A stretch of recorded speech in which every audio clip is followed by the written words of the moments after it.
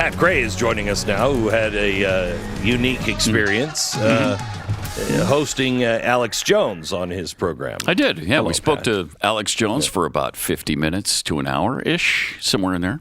Wow. Yeah. It was yesterday. And how did it go? I think it went really well. I mean, I was surprised, quite frankly. I was shocked.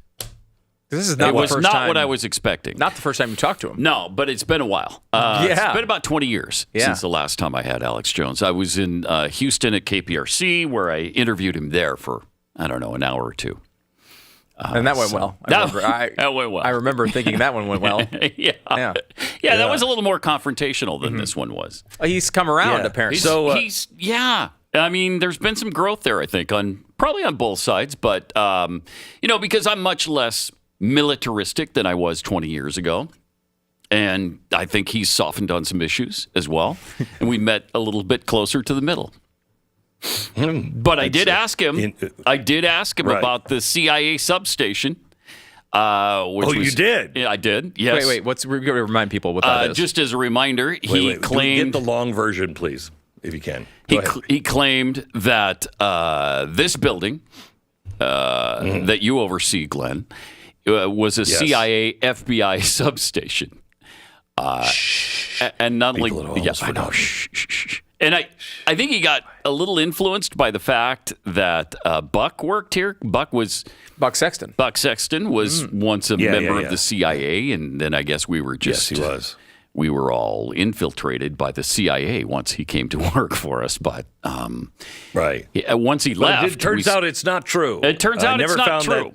It's not a substation. It's an official building of the CIA now. It's CIA headquarters. Yes, it's what an it HQ. is. Right. Yes. Yeah. And it's the Hoover Vacuum Building. He also do we have the clip? Do you have it? I think we do have something. Yeah. All right. Yeah. Go ahead. A few years ago, you mentioned that this facility is a CIA substation. CIA, FBI substation. And we haven't forgotten, Alex. We haven't forgotten. Okay. And that Glenn our cover was blown, man. Might have even been an agent for Obama. Have you changed your mind on those two things? Yeah, I was probably drunk when I said that.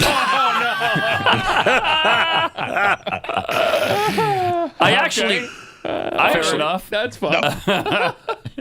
Okay. No, I mean I've already apologized to Glenn. I think Glenn's a good guy, and I think like Tucker Carlson, who's apologized to me. Tucker Carlson said like 12 years ago, Alex Jones is a evil, lying, parasite because he thinks that the government knew about 9/11. I wasn't saying radical Islam doesn't exist. I wasn't saying that there aren't terror attacks. I was saying the government, I thought, knew about it. And so people that were, I think, naive because they believed in the system, at that point, thought I was a bad guy just saying things to be mean. I've grown. I've gotten wiser. I'm 50 years old now. I think Glenn Beck's done some of the best work ever done exposing the Soroses and the New World Order and the globalists. And I know he got run out of Fox because he wouldn't back down. So I admire Glenn Beck. I just didn't like Glenn Beck when he would say, Alex Jones is full of it. There's no plan to arrest constitutional patriots. Well, but we had newscasts and documents, and I understand Glenn couldn't believe that at the time. Now Glenn sounds like me on that. I sound like him on other things. So I think it was an honest misunderstanding. But to be honest with you, Glenn attacked me first. I remember early on, I've been around forever now, 10, 15 years ago, Glenn Beck attacking me. And I get it. He would hear my show and hear things out of context. Like, this guy's a lunatic. And so I don't want to fight with Glenn. And sometimes old clips resurge and get millions of views. And I think Glenn does so much good. I watch his show all the time. I think he's one of the best commentators out there. I love him. And so then I just, he's way more hardcore than he used to be because the world is more hardcore. And Glenn now admits that things are bad and that, I mean, look, so I was some off base. Glenn was off base. If you kind of move the two together, you kind of get the answer. So it's a process, and so that's it. I have no animus against Glenn. I'm so glad he's on air. I'm so glad he's more popular than ever, and that's where I stand. I just do not want to fight with Glenn because he's doing a great job. There you go. That's very nice of him to say. And he has apologized to me, and I actually gave him one of my paintings. Really? Oh, Yes, I did. I hadn't heard Yes, that. I did. Oh, did you get Kind one? of a peace offering. I didn't get. I didn't get one either. painting. No, Wow. Alex Jones as a got peace one? offering or any other kind of offering. Wow, I've been working So with anyway, him this whole time, and I didn't get crap. So, yeah. No, I mean, I don't want to be enemies with people, and I think he has learned a lot, and so have I. He's right. When he says, I will admit that things are bad now, I honestly didn't think, I was very naive. I really thought, I think we all did. Well, yeah, that's what I said. We've come a long way since, I don't know, 15, 20 years ago, because we see that there's some definite issues that are going on. Look, I don't get into the middle. I feel like all this stuff about people fighting in the media is nonsensical anyway. I don't like any of it. And I don't remember Glenn attacking Alex Jones. Frankly, I think that might have been me. Oh, no. He and I don't want to dredge this all up. No. But remember, he was the first time I ever heard of Alex Jones was when he said that I was right after September 11th. That I was a CIA agent because nobody could rise this fast. Because remember, my show started right after September 11th, and then 2 years later, we're on CNN and everything else. And who is this guy? And he didn't know. And I heard that from everybody in the media. Where did you come from? Oh, I don't know. I've just been toiling in the center of the country for, 20 years. Yeah. So he was, he said that, and then that's when I started going off on him of just laughing. Maybe I did attack him first. I don't think so, but it doesn't matter anymore. Yeah, it doesn't. Really. Yeah, it doesn't. But if you want to hear that entire interview, you can go to BlazeTV.com, use a promo code PatBingo30 if you want to see the whole thing. Pat Bingo. So what is Bingo 30? It's a good code. What does he think? Did you talk to him? Did you talk to him about the election and what he thinks is going to happen? He thinks that if Trump doesn't win by a landslide, it could be stolen.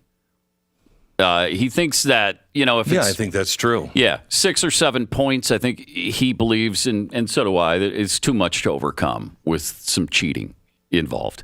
If it's not close, then Trump's got a chance. I kind of think that's where he sort of is right now.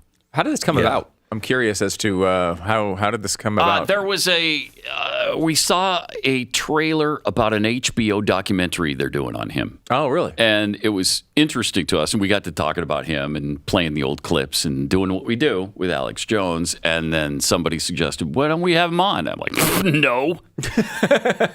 But then I started thinking about it and decided, that might be interesting. Let's do it. Let's see where he's at on this stuff. Yeah.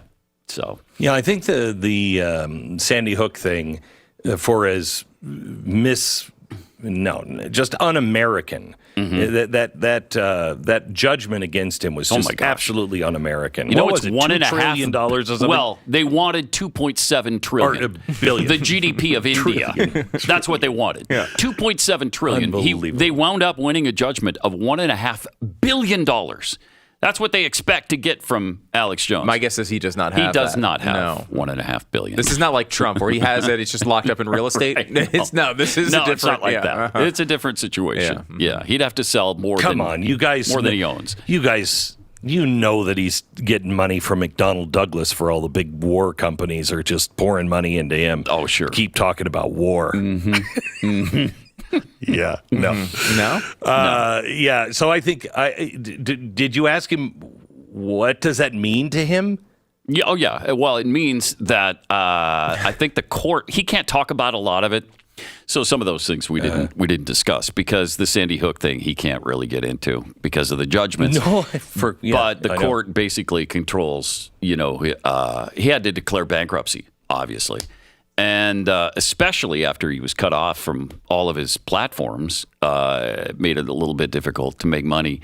So I think the court oversees what he can make and what outlays go back to the families. For the rest of his life. Yeah. Because $1.5 billion is going to take a while to pay off. One thing that's interesting, too, about the Alex Jones Sandy Hook saga is that, this is really an early attempt as to this lawfare approach that the left has adopted. I mean, they really did try to take him out. Now, look, he said stuff that I would never even attempt to defend about that situation. Yeah. Though it was not, as far as I know, not a central part of show after show after show after show with him. I think it was. I don't think so. Look, he said some dumb stuff. He's admitted it was dumb stuff.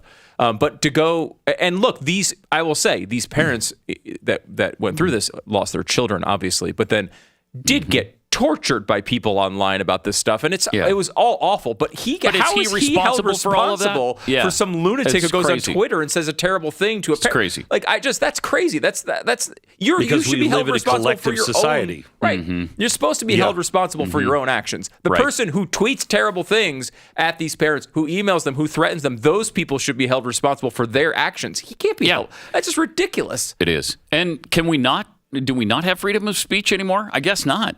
In some ways we don't. No. So we don't. And we don't. And you look at the same thing that they're doing. They did to Jones. They are attempting to do to Trump. Right? They're trying to personally bankrupt and him. Elon Musk. And they'll come for us. No. They'll come for us, and that's why you set up the Blaze. They will, and turns out that was probably a pretty good move. Yeah, it was a great CIA operation. Oh crap! I did it again. I know. I've started it all over again. Let the cat out of the bag. In conjunction with the CIA and the FBI. Don't forget the FBI. You guys, man, we would be good at this CIA stuff if any of us could keep a secret.